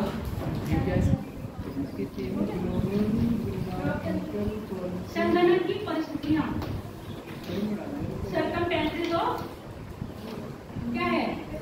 कंडेंसेशन। संघनन की परिस्थितियां, वायु का तापमान बढ़ेगा या कम होगा? आप बताओ मुझे। संघनन कब होगा? जब टेम्परेचर कम होगा। वायु का तापमान कम, वायु का तापमान कम होकर किसके बराबर आ जाएगा?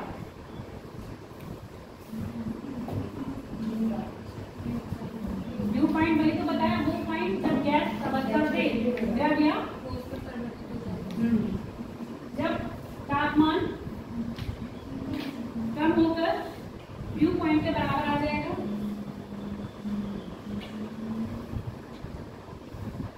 परंतु बट वायु का जो आयतन होगा वो क्या रहेगा? स्थिर रहेगा।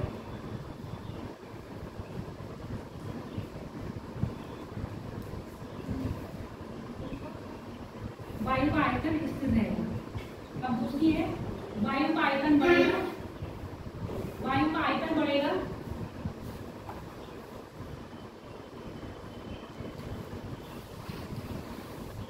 तापमान को बढ़ाए बिना। तापमान को बढ़ाए बिना कौन सा? दोबारा पूछते ना, भूल जाते हैं। आयतन, वायु का आयतन बढ़ेगा पर तापमान को बढ़ाए बिना।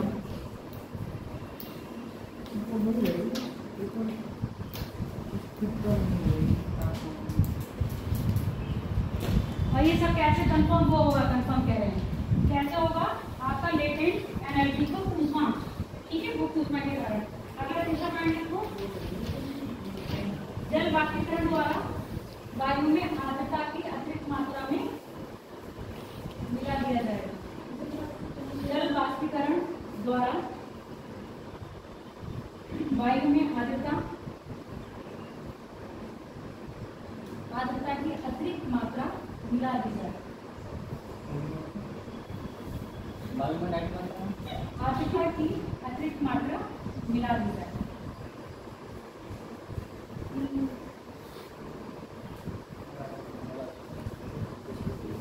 अब हम बात करते हैं उसके स्वरूप की, रूप की, फॉर्म की। कौन कौन से फॉर्म्स हैं?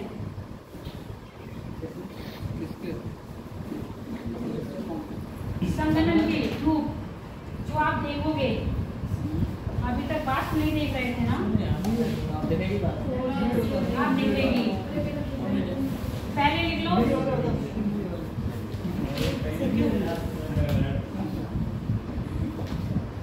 पहले हेडिंग डालो, मतलब उसके रूप लिखिए, हेडिंग डालिए, उसके रूप, संगणन के रूप। हाँ, अभी तो ये बताया ना, संगणन बताया, अब उसके रूप बताएंगे।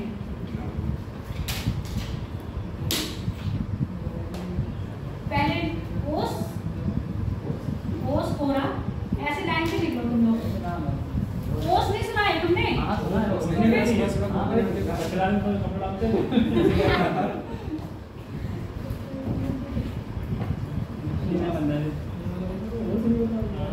ओस कोरा धुन, ओस कोरा धुन, बादल पाला, ओस कोरा धुन, बादल पाला,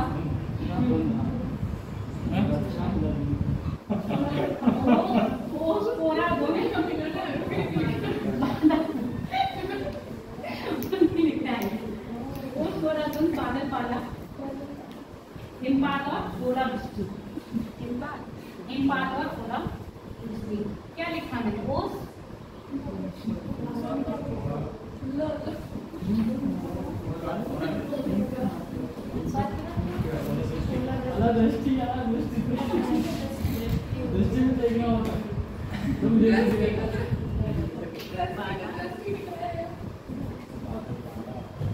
पांचवा क्या बोला? पांचवा क्या बताया?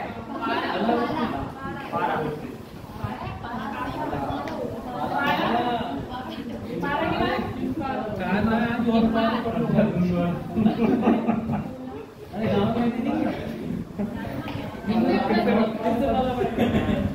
अरे वो वाला पाला नहीं, ये देखो, ये ऊपर के चार हैं, ये कब बनेंगे?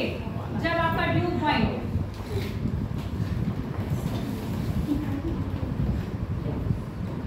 अधिक होगा, इससे फ्रीजिंग पॉइंट से। क्लियर हो गया? ये ऊपर के कब बनेंगे? जब आपका ड्यू पॉइंट कैसा होगा? अधिक होगा फ्रीजिंग पॉइंट से। अब ये पाला, हिमपात और ओलावृष्टि ये कब बनेंगे? जब ड्यू पॉइंट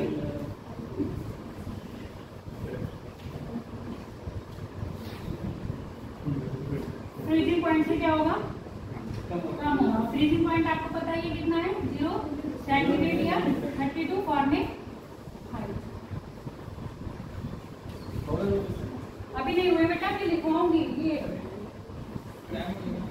टाइम नहीं हुआ है, मैं बात जल्दी जाना। बस 10 मिनट और लगेंगे, 10 मिनट और लो, उसके बाद कल से हम करेंगे बारिश। वैसे तो मैं बाद में पढ़ाने की लाइफ का मैंने कहा ना, देर तक पढ़ाऊंगी, तो तुम लोग को अपना माइंड मेकअप करके आना चाहिए था। वो वाला मेकअप नहीं, माइंड को ऑलरेडी सेट करके आना चाहिए था कि आज हमें इतनी देर तक पढ़ना है। मेकअप नहीं करते, वो मेकअप वाला नहीं, तुमने देखा वो मेकअप नहीं है। माइंड का मेकअप करके क्या होता है? आप बताओ मुझे ओस कब पड़ेगी? ये कब होता है? सुबह टेम्परेचर 0 डिग्री सेल्सियस हो जाता है। ओस कब पड़ेगी? 0 सेंटीग्रेड नहीं होगा, उससे ज्यादा बोला। हाँ, ओस कब पड़ रही है? आप कब देखते हो? जब आपका धरातल क्या होगा? धरातल ठंडे होंगे, और धरातल के संपर्क में आने वाली वायु क्या होगी, यहीं पर क्या होगी, संघनित हो जाएगी। संघनित मतलब उसको वो पॉइंट, ड्यू पॉइंट कहाँ मिल जाएगा, धरातल के पास ही। ये क्या होगा, पानी के बूंदों में आपको कहाँ मिलेंगी, जमीन पे पड़े हुए मिलती हैं। कब मिलेंगी, सर्दियों में। समझ में आ गया। तो हम उसको क्या कहते हैं, आपकी ओस गिरी है। नहीं अब नहीं करती है। अभी कहाँ गिरी, अभी आपके टेम्परेचर धरती का कैसा है, सरफेस का टेम्परेचर कैसा है। और सुबह को टहलने आते हैं, कुछ घास होती है, मौसम में सब चेंज आएगा ना, मौसम चेंज हो रहा है तब हो रहा है ना। अब मौसम में थोड़ा चेंज आ गया। आज मैं गया था सुबह, बात नहीं सुन रहा है, तक बात यही तो मैं कह रही हूँ। बिल्कुल गर्मी में जाओगे तो टेम्परेचर का डाउन हुआ। अब ठंड आएगी सब कुछ। आप देखो ये जो चीज, अब मेरी बात सुनो, आपने पाठ में पूछा सुनी थी, पाठ में विकरण सुना था,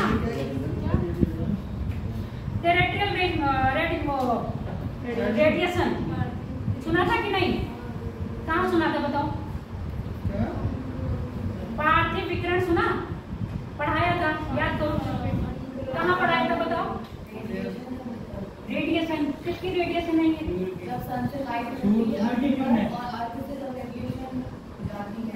हाँ, तो सूर्य की आ रही है, कैसे आ रही है, रेडिएशन आ रही है, सौर रेडिएशन कह रहे हैं। और जब अर्थ से आ रही है तो उसको हम क्या कह रहे हैं, आपकी टेरेस्ट्रियल कह रहे हैं कि नहीं। अब ये जो ओस पड़ रही है या कोहरा पड़ रहा है, धुंध पड़ रही है, बादल तो नहीं कहेंगे, ये जो चीज पड़ रही है किससे पड़ रही है, आपकी पार्थिव से पड़ रही है, टेरेस्ट्रियल से पड़ रही है। टेरेस्ट्रियल रेडिएशन आ रहा है उससे बन रही है। अब मैंने वही तो कहा, जब शाम होती है पृथ्वी क्या होगी, ठंडी होगी। अब मैं तुम कह रहे हो ना आज मुझे कोहरा दिखा, इससे पहले ओस, सॉरी ओस दिखी, इससे पहले रहते तो तुम्हें ओस नहीं दिखती। जिस दिन बाद में होगा उस दिन टेम्परेचर डाउन होता है ना, तो यही तो बात कह रहे हैं, टेम्परेचर क्या होगा, डाउन। अब आने वाले टाइम में क्या हो रहा है, टेम्परेचर डाउन होता जाएगा। इतना टेम्परेचर डाउन हो जाएगा कि आपकी अर्थ भी क्या होगी, ठंडी होने लगेगी। तो यहाँ पर जो वायु होगी वो क्या होगी, ज्यादा ऊपर ना जाके यहीं पर क्या होगी, संघनित हो जाएगी। यहीं पर क्या होगी, संघनित हो जाएगी और यहीं पर क्या होगी, वो धरातल पर गिर जाएगी। क्लियर हो गई बात। यहाँ पर ज्यादा ऊंचाई पर नहीं जा रही है। अभी मैंने कहा जैसे ऊंचे जाओगे वैसे क्या होगा, टेम्परेचर डाउन होगा। पर यहाँ पर इतना टेम्परेचर मिल गया कि वो वायु क्या हो गई, यहीं पर आपकी द्रव अवस्था में बदल गई। द्रव अवस्था में बदलते ही वो क्या हो गई, जमीन पर गिर गई। तो वो आपको सुबह कैसे दिख रही है, ओस के रूप में दिख रही है। क्लियर हो गया बात की नहीं। अगला बात करते हैं कोहरा। कोहरा कब पड़ेगा, अब ये भी टेम्परेचर जब डाउन होगा, जाहिर सी बात है। अब कोहरे में कौन कौन से तत्व मिक्स होंगे, धूल के कण होंगे और फिर आपकी वायु होगी और बाष्पीकरण तो ये ऑलरेडी क्या होंगे, धूल के कण अवशोषित करे होंगे। धूल के कण क्या होंगे, अवशोषित करे होंगे। साथ में क्या होगी, आपकी वायु होगी। हाँ, अब सुन लो, जब ये क्या होंगे आपस में देखेंगे और टेम्परेचर कैसा डाउन हो जाएगा। तो अभी ये बिल्कुल यहाँ पर ही हो रहे थे धरातल के पास, अब ये धरातल से कुछ ऊंचाई पर होंगे। ठीक है, धरातल पर कुछ ऊंचाई पर होंगे। तो यहाँ पर आपको क्या दिखेगा, कोहरा। देखा है सर्दियों में कोहरा कैसा होता है, दिखता कहाँ है, कितनी दूर तक का देख पाते हो कोहरे में, जहाँ पे आप ये इतना नहीं, इतना तो नहीं जा रहा है, इससे भी ज्यादा देख लेते हो कभी कभी, लगभग 200 मीटर। हाँ, लगभग क्या है 200 मीटर की दूरी तक दिख जाता है। इसमें कोहरे में वो तो कोहरा है ना, क्या है, दृष्टि यानी कि देखने की जो योग्यता रहेगी यहाँ पर क्या रहेगी, आपके 200 मीटर तक रहेगी। अब कोहरे का ही दूसरा रूप क्या है आपका, धुंध। ये बहुत घना घना मिलेगा, ये कैसा मिलेगा आपका, हल्का फुल्का। अब जरा थोड़ा सा अक्टूबर का टाइम आने तो सुबह उठोगे तो आपको क्या दिखेगी, धुंध दिखेगी। और इसमें जो विजिबिलिटी होती है वो कितनी होती है, 2 किलोमीटर होती है। बनने के दोनों के प्रोसेस क्या है, सेम है।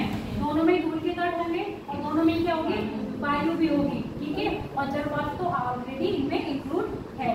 क्लियर, वो किसमें होंगे आपके, ये धूल के कण में। अगला क्या है आपका, बादल। बादल कैसे बन रहे हैं बताओ।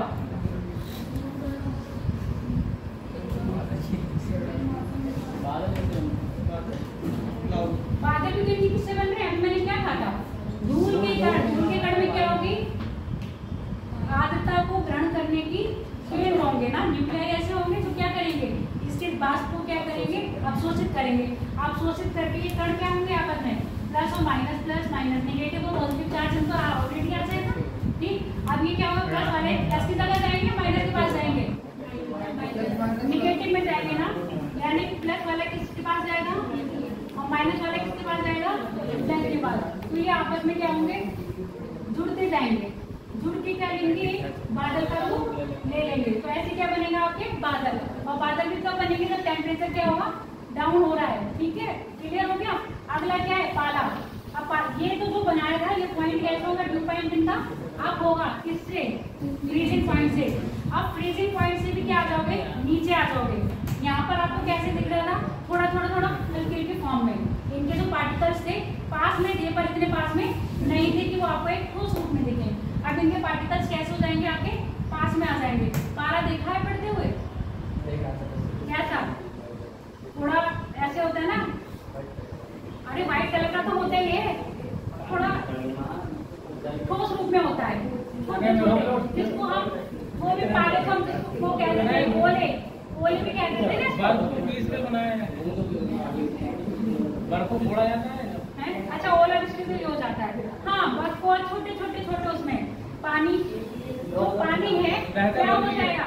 अभी यहाँ पर ओस थी, ओस से भी नीचे आके वो क्या होगा, एक ओला, मतलब छोटे छोटे मोती के रूप में आपको क्या दिखाई देंगे, फसलों पे पड़े हुए दिखाई देंगे। उसको हम क्या कहेंगे, आपके पारा। हाँ, अरे तो इतने इतने बड़े से ज्यादा टेम्परेचर क्या होगा, ज्यादा टेम्परेचर बढ़ जाएगा, वापस में आगे बात सुन लो। अब हिमपात कैसे होगा, इसी का क्या होगा, यही जो ओले और पास में आ जाएंगे तो इनका क्या हो जाएगा, बड़ा रूप हो जाएगा, तो कैसे हो जाएंगे, हिम के रूप में हो जाएंगे। और ओलावृष्टि क्या होती है, ऐसी ओलावृष्टि सुन लो, जो बारिश होती है ना, बादल क्या होते हैं, अपने आप में पानी को अवशोषित कर लेते हैं। ठीक है, और फिर इतना अवशोषण कर लेंगे ये कण, कौन से, ये धूल के कण जल वाष्प को इतना ग्रहण कर लेंगे कि ये क्या होता है, उसको संभाल नहीं पाते। जब उसको संभाल नहीं पाते तो क्या करते हैं, उसको नीचे छोड़ते हैं। तो हाँ, वर्षा के रूप में छोड़ेंगे। अब टेम्परेचर क्या होगा, बहुत ज्यादा डाउन होगा, तो ये नीचे आने में लिक्विड के फॉर्म में ना आके कैसे हो जाते हैं, वो सॉलिड के फॉर्म में आ जाते हैं। तभी वो क्या दिखाई देते हैं हमको, ओले के रूप में। समझ में आ गया। ये जो धूल के कण हैं, ये जलवाष्प क्या करें, अपने अंदर अवशोषित करें।